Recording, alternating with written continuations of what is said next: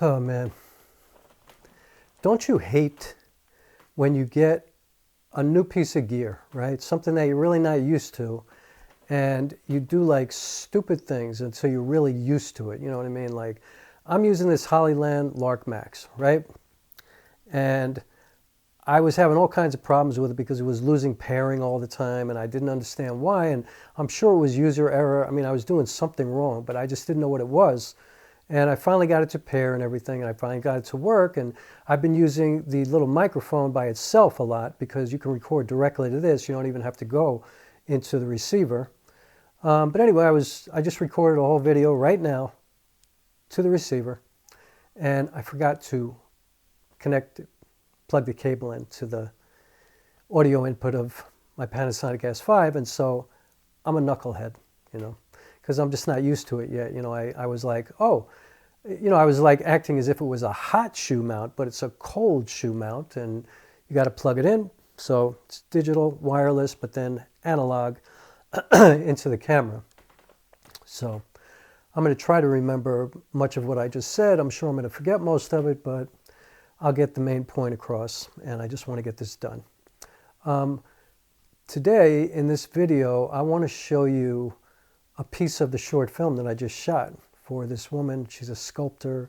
Her name is Suprina Sculptor, and she created a story that was inspired by a gallery showing that she was doing up in a place called Saugerties, New York. And she had a beautiful, she has a lot of her art hanging in that place right now, and she created this garden filled with garbage, a beautiful garden built of garbage. And that's what the film is about. It's about some kind of a being that goes around cleaning up after all of us and just picks up garbage, just travels around, pulling a little wagon around and picking up garbage, putting it in the wagon, and eventually winds up at the gallery and plants all of these things in this forest. So it actually takes this issue, this problem, this disposable waste that we create, because that's really what it's about. This is a metaphor for how we are, consumers, that we just buy shit, we use it for a little while and then we just throw it away, and it winds up either in a landfill if we're somewhat responsible, or even worse, it winds up just on the streets, in parks, streets, whatever. And so this thing is like walking around completely covered in plastic. It looks like either a big bird or some kind of, foreign, UFO has landed on Earth, and it's just picking up garbage, putting it in the thing and the wagon, walking around and going all over to many locations and winding up in this beautiful forest. So I want to talk a little bit about how I did it, because I think this will be inspiring to people to show you what you can do. So I shot the whole thing on the Panasonic S9, and I'm talking about the original, not the S5 II, not the S5 IIX. So obviously I used only manual focus because that's what I do. I only work with manual focus.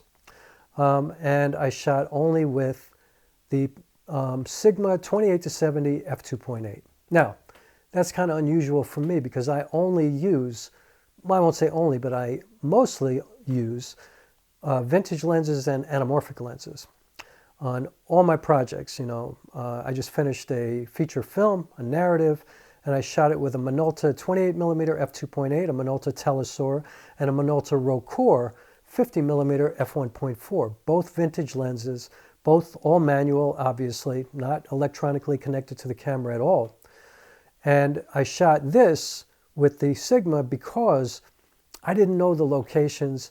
We had limited time in each location, and I just wanted to have the flexibility to change my focal length without having to worry about changing my lens, and cleaning everything. And, I just wanted to be quick, and I wanted to be, able to just go with the flow, And so the reason I don't use the Sigma that much, well, first of all, the reason I have it is for this very type of scenario. Like if I'm doing a documentary or a short film like this, and I feel that I'm really going to be run and gun, no crew, no help, no nothing, no resources. I just want to have the flexibility of a zoom lens. I'm still going to use it in manual focus mode, You know, I'm doing everything manually still, although I get to use the aperture, you know, through the camera, but who cares? That's no thing. But I also have a Cinebloom filter from Moment that I use all the time on this lens because otherwise it's way too sharp for me. And I always use an ND filter, variable ND filter. And so honestly, I kind of can make this Sigma look exactly like or in the same kind of, you know, kind of genre, I guess you would say, of my vintage lenses, you know. I guess, you know, it's all about, you know, getting my white balance correct, you know, exposing properly. And, you know, DaVinci Resolve is my friend, you know, like if you know how to color grade, if you know how to color correct, if you know how to edit, if you know how to do all that, you know, then it really doesn't matter if you have an ultra sharp lens. If you put filters on it, it's going to make a difference, you know. I do like the way the vintage lenses look better, but I also question if that's a real thing sometimes, you know. I don't know. You know, even my anamorphic lenses, like sometimes I wonder if I just use that aspect ratio, would anybody really know? You know, especially if I'm using, like right now I'm shooting with the Helios 44-2. Why would I shoot with this lens doing this, like just looking at the camera? Because it's fun and I love the way this lens looks. I mean, I'm probably 8 or 9 feet away from the camera. Obviously I had to manually focus myself, but like I said, that's what I do. I'm used to it, so it's not a big deal. I know how to do that. And you know, I do wonder though if it makes a big difference, like if I would know the difference, if anybody would know the difference if I shot only with spherical lenses as opposed to anamorphic, or if I use sharp lens, you know, like modern lenses as opposed to these vintage lenses. Like you know, I mean, I think it looks different. I do, and that's why I do it. But I have to admit, sometimes I do wonder, like, what if I just kept this Sigma 28-70 on my camera all the time? Would anybody know? I mean, maybe if I was a portrait photographer or something like that and I needed that kind of sharpness, and if I was maybe doing commercials for Nike or people like that who absolutely require this, you know, pixel peeping sharpness, yeah, maybe it would be different. You know, maybe if I was a real estate photographer or something like that. I don't know, you know, but to me, the work that I do is all about vibe. You know, it's all about character. And I get to choose what it's going to look like. If somebody hires me, they're hiring me for my aesthetic, for the way I want it to look, you know. Like they're going, oh, I want my project to look the way what Rock does, you know, for his stuff. And so I don't really think like that. You know, I don't think I need it to be that sharp. And I don't know, you know, maybe if I start to get hired for commercials and something like that and people start requiring that I have, you know, G-Master level lenses, maybe I'll have to suck it up and buy, you know, Panasonic or whatever the, you know, like Leica lenses or something like that for my S5.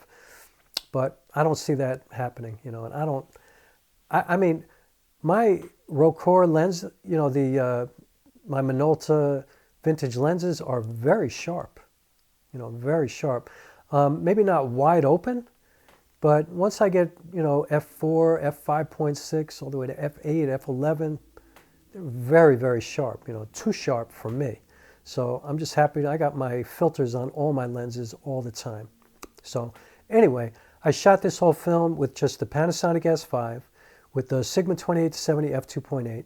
I used a Boya mic on the camera, just a little cheap shotgun mic. Sounds great. I got the sounds that I wanted, and that was all I used. I didn't use a gimbal. I mainly shot everything on a tripod because I wanted, you know, as much of this film as possible to look like a painting. You know, I wanted the composition to really move the story forward. I wanted it to look like, you know, this character was moving in and out of frames, like in a beautiful museum or something like that. And when I did want movement and handheld, movement, I went handheld because I wanted it to look like real life. You know, I wanted it to look more like documentary style, or like that kind of, you know, 60s kind of, you know, 16 millimeter kind of style. And, you know, I have good technique with my heel to toe kind of walking, that ninja style. And so I think, you know, if you want that kind of look, you need to practice. You know, you need to get out there and get your 10,000 hours in and work with your camera.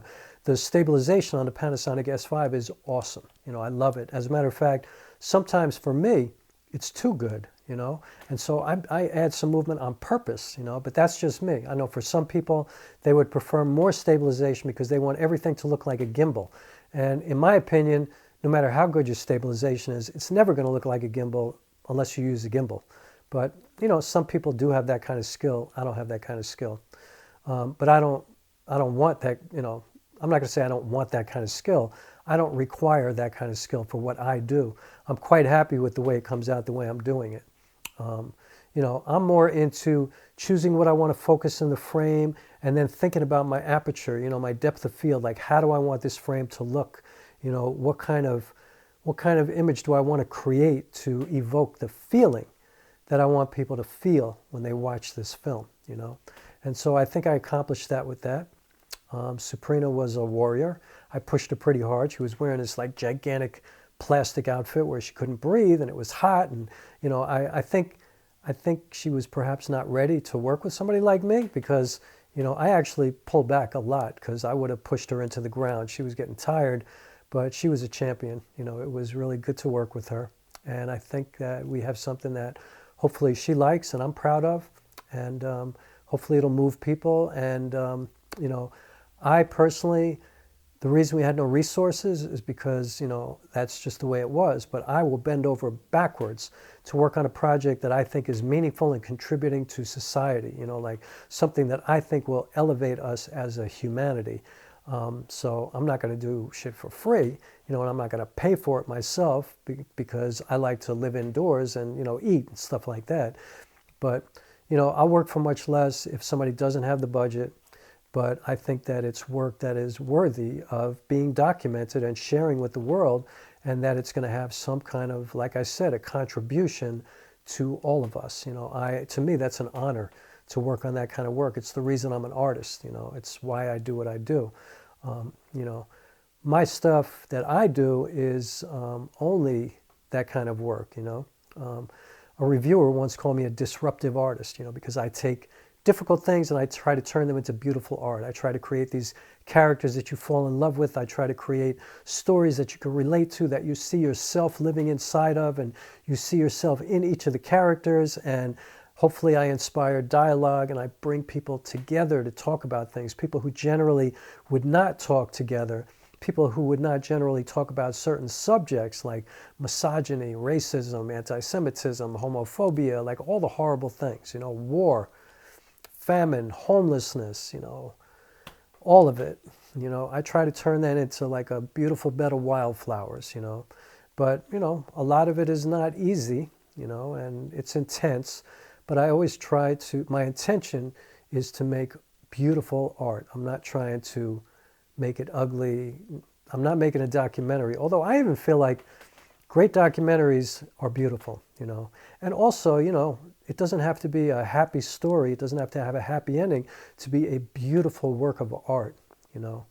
It's like, I think that we need to deal with the difficult things because that's the only way that they get better. And in this case, in Suprina's case, you know, if people don't deal with the fact that we're just like filling up the earth with all this crap, and it can only take but so much, you know, and there's plastic in all of us, you know, in all of our bodies. There's, you know, fish are being found with all kinds of objects inside of them, like, you know, wildlife, like we are destroying the planet, you know, in large part why there are these amazing fires sometimes because people leave stuff out that catches fire. You know, there's just a lot of stuff going on that we need to pay more attention to. And so it was, you know, my honor and my privilege and my, you know, my joy to work on this project. And so I hope you like it. I'm going to show you just a couple of bits and pieces of it. I cut it up into chapters. I think I said that already. I'm not sure. Maybe I said it the first time I tried to record this, but I cut it into chapters. I felt like that moved the story forward better. What I'm going to do is just show you a part of it, not the whole thing, because the whole film is 22 minutes long, I think. I'm going to show you just the middle of it, and I'm going to, what I'm going to do is leave Suprina's link in the description of this video so you can see her YouTube channel and go see the whole thing if you want. And I'll also link you to her website so you can see her work if you'd like. And all of that. But here you can see what I did with the S5, Sigma 2870, the Boya mic, and And that was it. Just me, nothing else.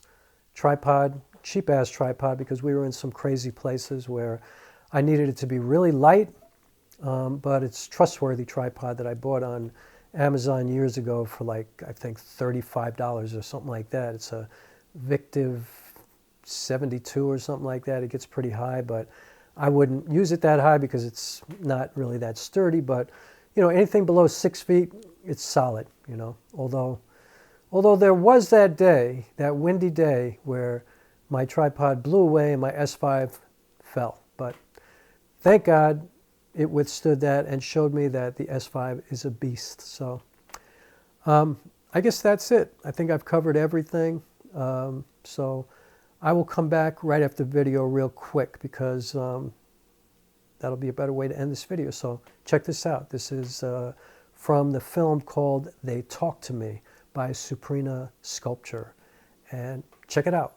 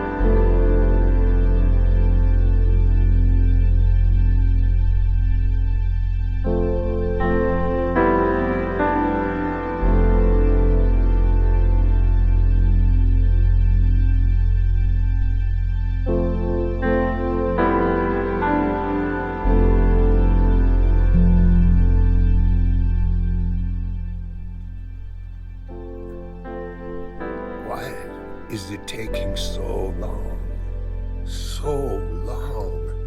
to return to Mother Earth?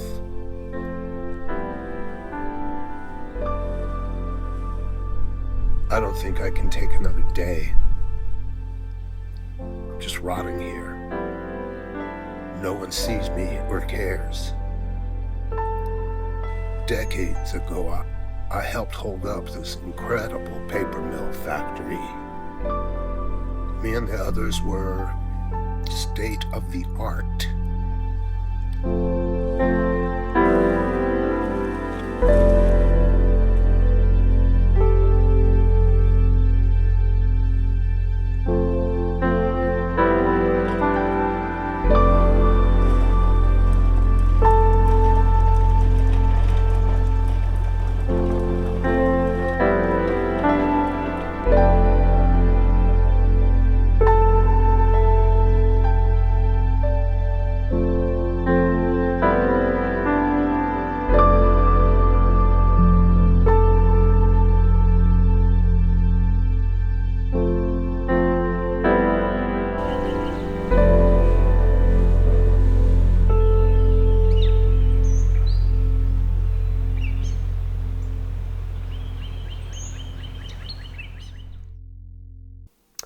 All right, that was the film. Hope you enjoyed it.